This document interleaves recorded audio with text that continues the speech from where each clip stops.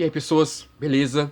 Estamos de volta com mais uma aula aqui do Apótema Vestibulares e hoje daremos continuidade ao nosso curso de Química Inorgânica. Hoje, mais precisamente, veremos os exercícios de reações químicas que principalmente caem nos vestibulares.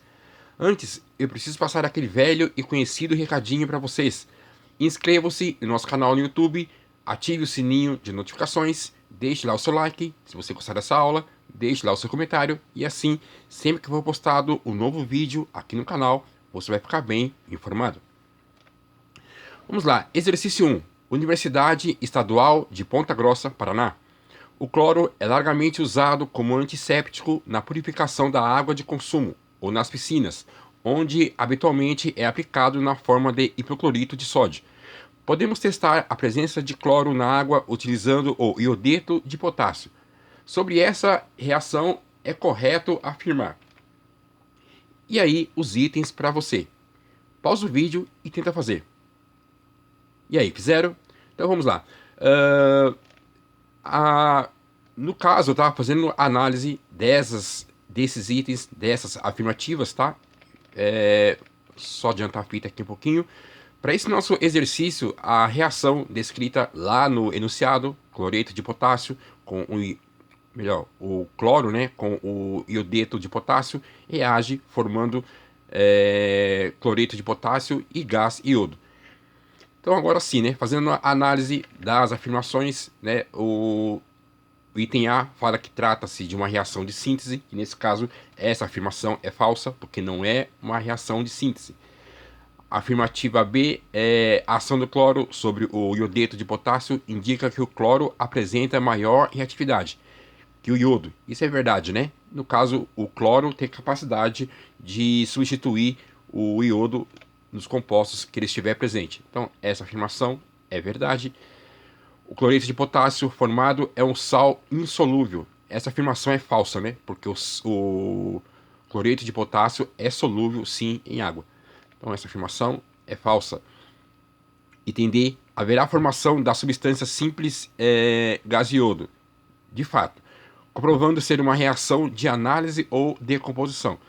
Embora há, sim, a formação de gás iodo, essa reação não é de decomposição ou de análise. Então, essa afirmação também é falsa. E também, no item E, é falsa, porque não é uma reação de dupla troca.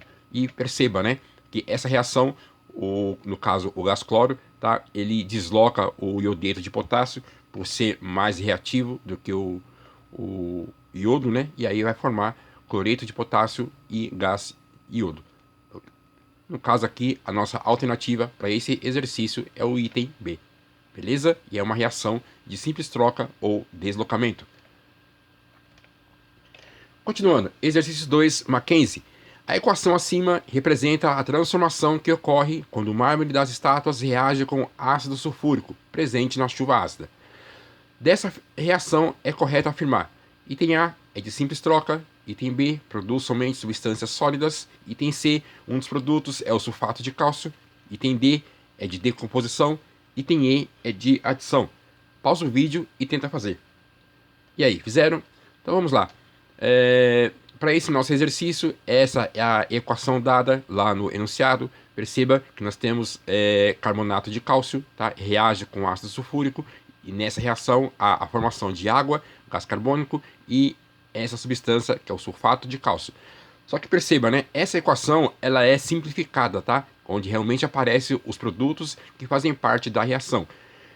Você já sabe, já estudou em aulas anteriores, que em uma reação, se o produto é água e gás carbônico, tá? Esses dois produtos, essas duas substâncias, água e gás carbônico, tá? Elas são oriundas de um outro ácido, que nesse caso não é o ácido sulfúrico.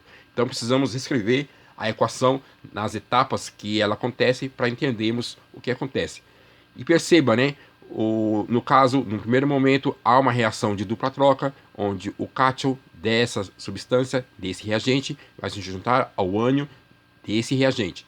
Então, o cálcio vai se juntar ao sulfato, formando sulfato de cálcio. Por sua vez, o ânion dessa substância, que é esse reagente, vai se juntar ao cátion dessa substância. E no caso, como o ânion vai se juntar com o hidrogênio, vai formar o ácido carbônico. Ácido carbônico, você já sabe que é um ácido que sofre decomposição, né?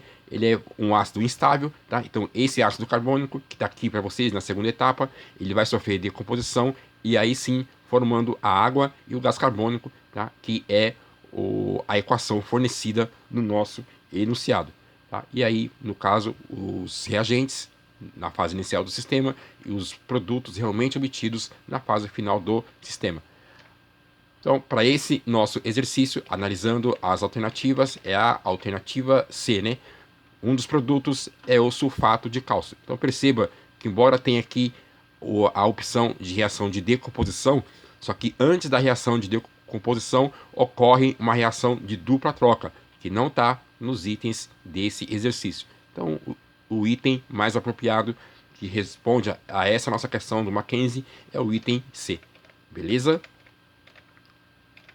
Continuando, exercício 3, FUVEST 2004. Para realizar um experimento em que é produzido gás carbônico pela reação de um carbonato com ácido clorídrico, foi sugerida a seguinte aparelhagem da figura a seguir. E aí, essa aparelhagem, tá? No caso, nós temos aqui uma proveta, onde a ideia é obter gás carbônico. Com essa aparelhagem, são feitas as seguintes afirmativas. Afirmativa 1. Não será adequado usar carbonatos solúveis em água. Afirmativa 2. O experimento não funcionará porque o ácido clorídrico deve ser adicionado diretamente sobre o carbonato. Afirmativa 3. Parte do carbonato desprendido ficará dissolvido na água. Afirmativa 4. O gás recolhido conterá vapor de água. Dessas afirmações são corretas apenas. E aí os itens para você, as alternativas, né? Então vamos lá. Nessa reação, né, conforme o enunciado diz, né, no caso, um carbonato, não sabemos carbonato de que é essa substância, então colocamos aqui X, tá? Carbonato de alguma coisa, reage com ácido clorídrico, tá? Formando, tá? Essas substâncias, ou esses produtos. Perceba, né, que é uma reação de dupla troca, onde o cátion dessa substância se junta ao ânion dessa outra substância, que é esse reagente, que no caso vai ser o cloro. Então vai ter o cloreto de alguma coisa. O ânion desse reagente vai se juntar ao cátion desse reagente e vai formar o gás carbônico. O gás carbônico, como você já sabe, ele sofre decomposição, formando água e o gás carbônico, que é o objetivo desse aparelho, né, para obter o gás carbônico. Então vamos lá. Fazendo uma análise das afirmativas, não será adequado usar carbonatos solúveis em água. Essa afirmação é verdadeira, né? Porque a aparelhagem não é adequada, porque ao se usar carbonatos solúveis em água, o gás carbônico não seria recolhido na proveta. Tá? Isso porque parte desse mesmo gás ele seria lançado no ar. Afirmativa 2. O experimento não funcionará porque o ácido clorídrico deve ser adicionado diretamente ao carbonato. Essa afirmativa ela é falsa porque as reações elas ocorrem entre os íons carbonato e o hidrônio. E aqui para vocês o hidrônio, né? Quando se adiciona ácido clorídrico, a água, tá? O hidrônio, a água no caso, ela sofre dissociação formando o hidrônio, que é esse cara aqui, tá? No caso vai ser um íon com carga positiva, tá? E o hidróxido, no caso, é um íon de carga negativa. Aliás, esse hidróxido aqui é o íon que faz parte da composição de algumas bases. Então, essa afirmativa é falsa. A afirmativa 3, ela é verdadeira porque, embora o gás carbônico seja pouco solúvel em água, parte dele realmente vai estar dissolvido na água. Então, afirmativa 3, verdadeira. A afirmativa 4, tá? Ela também é verdadeira, porque o gás recolhido vai conter, né, o gás, no caso, o gás carbônico, tá? Que vai ser recolhido lá na proveta, tá? Vai fazer com que o nível de água abaixe. Tá? Por sua vez, essa água vai sofrer evaporação de forma lenta, né? E vai se misturar depois com o gás carbônico. Então, dessas afirmativas são corretas, né? Afirmativa 1, 3 e 4. E analisando lá o nosso enunciado, só vemos quais as alternativas que tem a 1, 3 e 4 e resolvido o nosso exercício da FUVEST.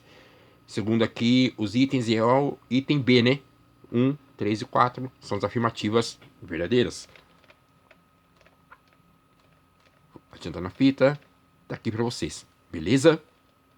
Continuando, exercício 4, Unicamp 2001. Eu não vou ler todo esse texto, tá? É para poupar tempo, mas é uma aluna, em resumo, que ela relembra um experimento feito por uma professora de química, tá? Onde a ideia é exercitar o conceito de estequiometria ou balanceamento, tá? Ela cita a reação de magnésio metálico e alumínio, que vão estar em dois garrafões. Tanto o magnésio metálico como o alumínio metálico, eles vão reagir com ácido clorídrico. E nessa reação, o produto dessa reação, tá? Um deles é o gás hidrogênio. Então tá aqui para vocês, tá? A aparelhagem que é descrita lá no enunciado do exercício anterior, tá? Então nós temos um garrafão, no caso contém tiras em alumínio, esse garrafão A. Esse garrafão B contém tiras em magnésio. Nos dois garrafões há um recipiente contendo uma solução de ácido, tá? Nos dois garrafões. E aqui uma conexão, tá? Com tubos flexíveis onde tem água colorida. Então vamos lá. Desse exercício 4, nós temos a alternativa A. Escreva a equação que representa a reação entre alumínio e ácido. Item B. Após a reação ter se completado, os níveis das colunas 1 e 2 do líquido no tubo em forma de U irão se alterar? Explique. Pausa o vídeo e tenta fazer.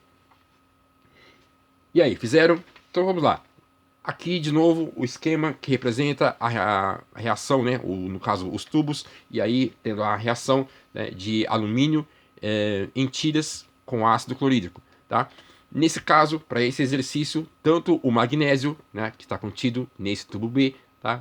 E o alumínio, eles têm a capacidade de deslocar o hidrogênio que está contido, tá, nessa solução de ácido. Então, tanto o alumínio quanto o magnésio deslocam o hidrogênio. Fazendo análise primeiro desse garrafão A, tá, que vai ser a reação entre alumínio e ácido clorídrico, tá? O alumínio desloca o hidrogênio, formando cloreto de alumínio. E depois, como o outro produto, é o gás hidrogênio. Fazendo o balanceamento dessa equação, o nosso exercício ele fica resolvido. Como nós temos já dois átomos de hidrogênio lá no produto, tá aqui para vocês, tá? Dois átomos de hidrogênio, tá? Eu preciso ter necessariamente dois átomos de hidrogênio nos reagentes, que está aqui para você. Colocando esse coeficiente 2 nesse reagente, perceba que também o cloro vai ter dois átomos de cloro. Então, nesse produto, lembrando que estamos fazendo um balanceamento por tentativa e erro, e balancear uma equação significa descobrir os diferentes átomos que vão estar presentes no estado inicial do sistema, tá? E esses mesmos átomos que vão estar presentes na fase inicial do sistema, fazendo uma contagem desses mesmos átomos. Então tá aqui para vocês, 2 de alumínio, 2 de cloro, 2 de hidrogênio, 2 de cloro. Se eu tenho 2 de alumínio nesse produto, temos que ter também 2 de alumínio nesse reagente. Só que detalhe, né? O alumínio ele é um átomo trivalente, ou seja, cada átomo de alumínio ele pode fazer ligação com outros 3 átomos ou 3 substâncias, tá? No formato de íon que vai se ligar a esse alumínio. Então, para esse caso, para cada átomo de alumínio, tá? Nós precisamos de 3 átomos de cloro. Então, como são duas unidades dessa substância, tá? Então 2 de tudo isso aqui, então nós temos um total de 6 átomos de cloro, porque são 2 átomos de alumínio. Então esse coeficiente 2 para nós não serve, porque nós temos que ter 6 átomos de cloro, tá? E agora sim, alterando para 6 de cloro, tá? E aqui fica equacionado. Temos agora 6 átomos de hidrogênio, tá? Então basta colocarmos o coeficiente 3 aqui, 3 moléculas de gás hidrogênio, e está balanceada a nossa equação. Tá? Então, o item A está aqui para vocês, a equação que representa a reação, e ela já está balanceada. Item B. Após a reação ter se completado, os níveis das colunas 1 e 2 do líquido no tubo em forma de U irão se alterar? Explique. Então, basta fazermos agora a análise do garrafão B, né? Como no garrafão B existe a presença de tiras de magnésio que vai reagir com ácido clorídrico, tá? E vai formar cloreto de magnésio e gás hidrogênio também. Como nós já temos 2 átomos de hidrogênio nesse produto, tá aqui para vocês, 2 átomos de hidrogênio, eu tenho que ter 2 átomos de hidrogênio nos reagentes. E aí, tá aqui para vocês, tá? 2 de hidrogênio, 2 de cloro, tá? Eu preciso ter um coeficiente 2 aqui também, porque vai ter que ter 2 cloro. 2 cloro, 2 magnésio, que esse coeficiente 2 vale para toda essa substância. Então, necessariamente, eu também tenho que ter 2 átomos de magnésio no reagente. Muito parecido com o que aconteceu com o alumínio. O alumínio é trivalente, ou seja, está na família 3A da tabela periódica, tá? O magnésio, ele é bivalente, ou seja, está na família 2A da tabela periódica, indicando que o magnésio, ele faz 2 ligações com outros 2 átomos ou íon de alguma substância. Então, no caso aqui, precisamos, né, para cada átomo de magnésio, ele vai se ligar a 2 átomos de cloro. Então agora nós temos um total de 4 átomos de cloro. E perceba, né? Nesse reagente, aqui no ácido clorídrico, nós temos 2 cloro. E aqui vai ter 4, porque esse 2 multiplica tudo isso aqui. Então precisamos alterar esse coeficiente do hipoclorito ou do ácido clorídrico. Agora sim, né? 4 de cloro, combinando, né, o valor dessa substância no produto, tá? Basta agora colocarmos também a mesma quantidade de hidrogênio, tá? Que está presente no reagente, a mesma quantidade em produto, tá? Então, o coeficiente do gás hidrogênio ali é 2, beleza? E para esse caso, perceba, né, que no garrafão A, como há uma maior pressão, tá? Nesse garrafão A, tá? Se formou uma maior quantidade de gás hidrogênio. E perceba, né? Nós temos 3 moléculas de gás hidrogênio no garrafão A e somente 2 moléculas de gás hidrogênio no garrafão B. Isso porque a pressão no garrafão A é maior. A pressão no garrafão A é maior, tá? Ela faz com que o nível de magnésio que vai estar na coluna 1 lá do nosso esquema, do nosso exercício, tá? Ela se desloca, tá?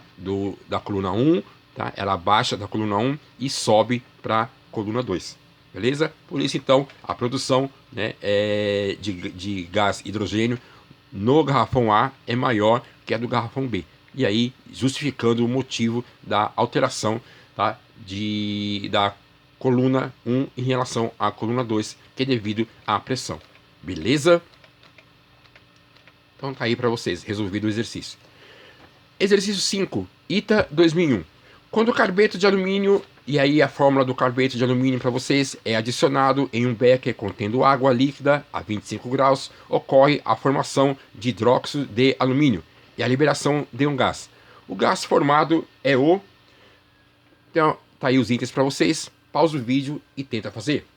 E aí, fizeram? Então vamos lá.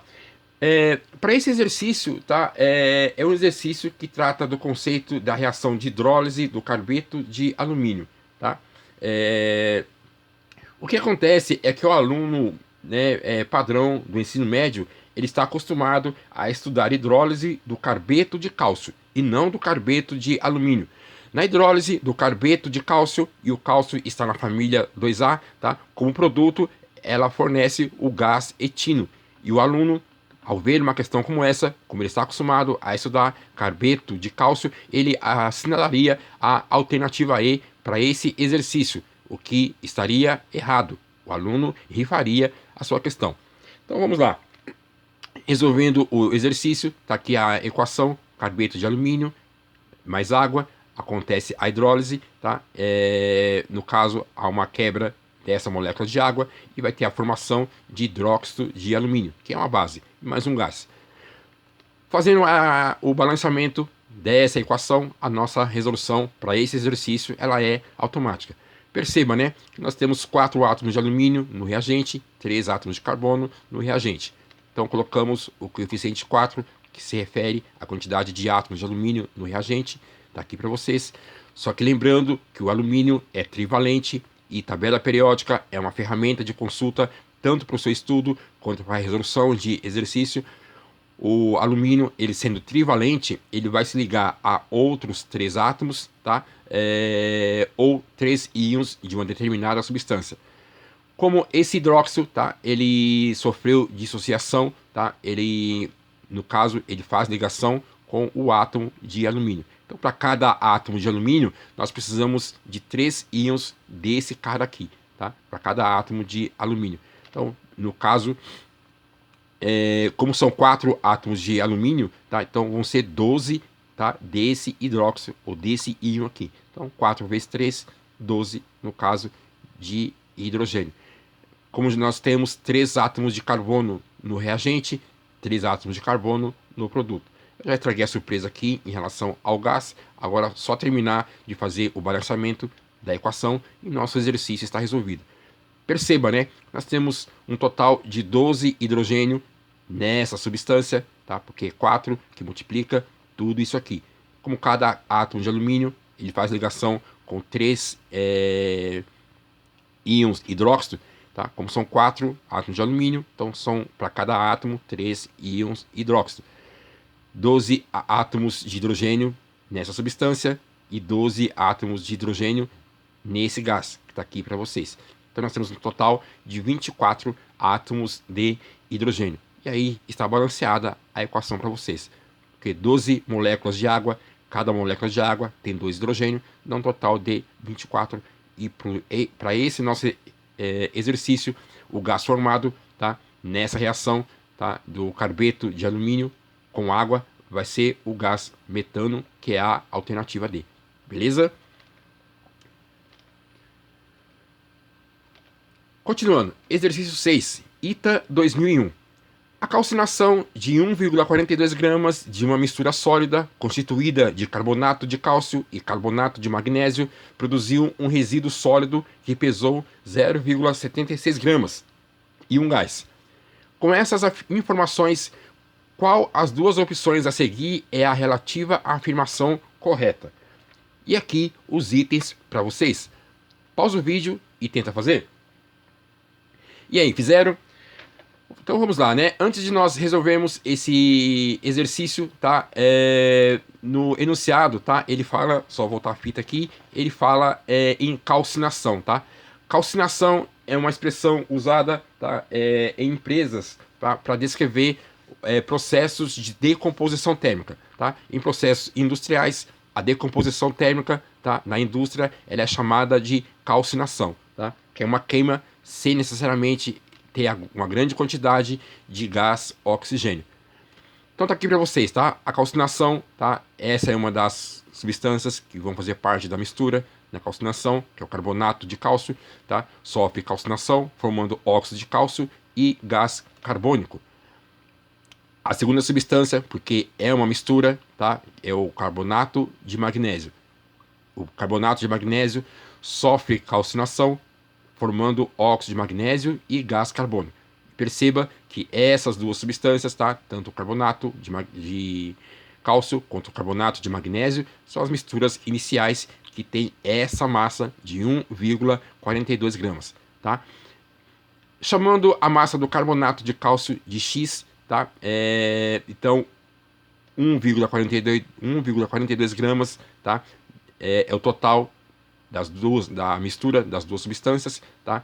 E como o enunciado diz, né, que com o produto é formado uma substância que tem peso de 0,76 gramas. Então vamos lá, o carbonato de magnésio sofre calcinação e nessa reação, tá, vai formar o óxido de magnésio, tá, no caso, e o óxido de cálcio, tá? O óxido de cálcio se refere à parte do produto, tá, da calcinação do óxido de cálcio, e o óxido de magnésio se refere à parte do produto do carbonato de magnésio. Chamando a massa do carbonato de cálcio de X e a massa do carbonato de magnésio de Y, perceba que X mais Y é a massa da mistura total na fase inicial do sistema.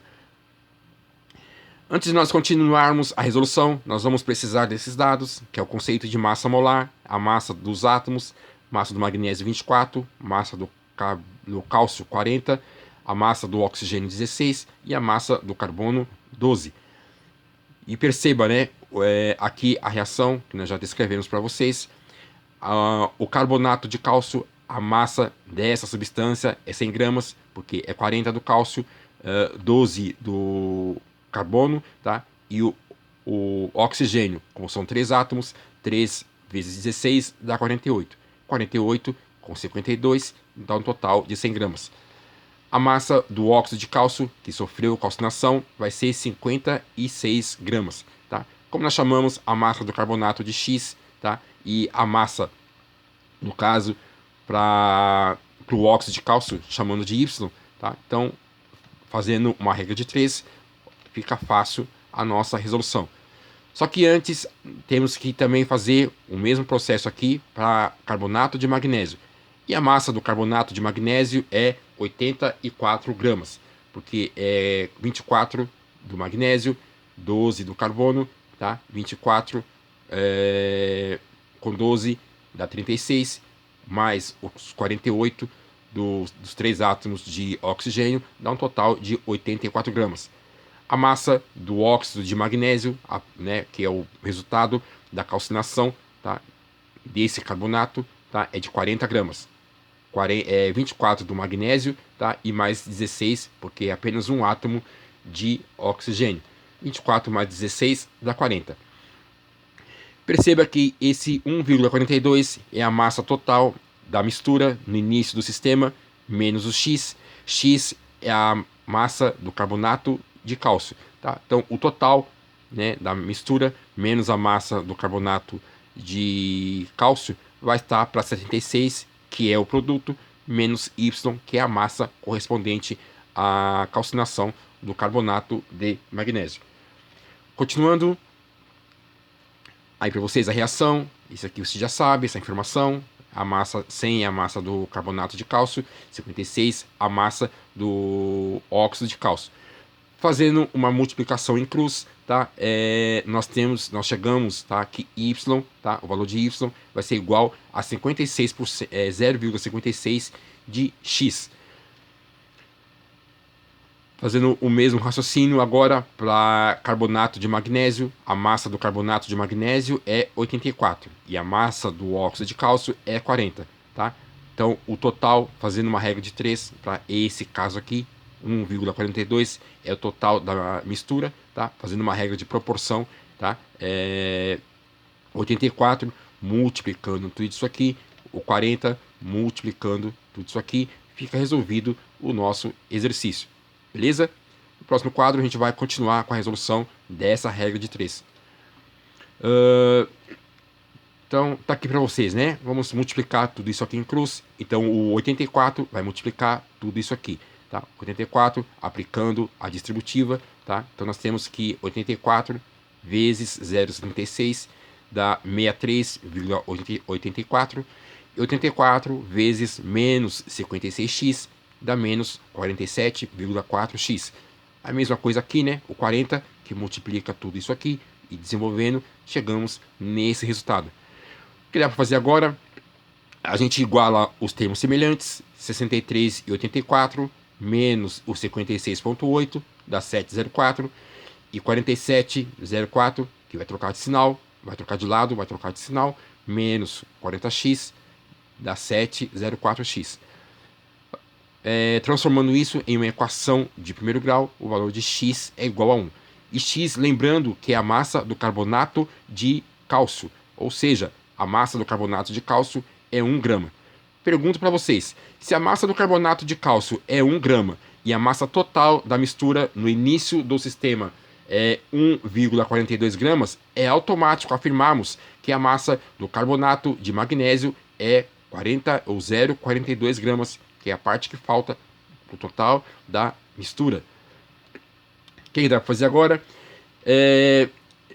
Sabemos que 1,42 gramas é a massa total, tá, das substâncias ou da mistura na fase inicial do sistema. E isso representa a totalidade da mistura.